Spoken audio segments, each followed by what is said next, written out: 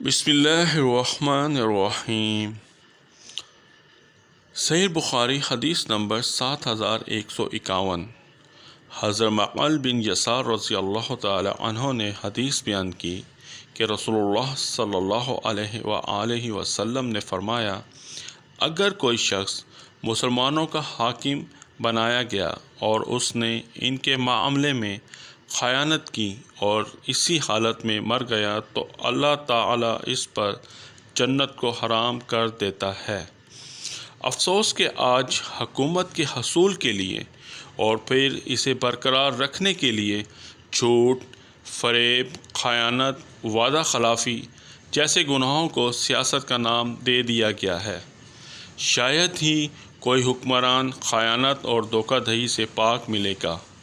اللہ سبحانہ و تعالی ہمیں صحیح معنوں میں مسلمان حکمران نصیب فرمائے اور اپنی اپنی ذمہ داری کے دائرے میں ایمانداری سے کام کرنے کی توفیق عطا فرمائے۔ آمین۔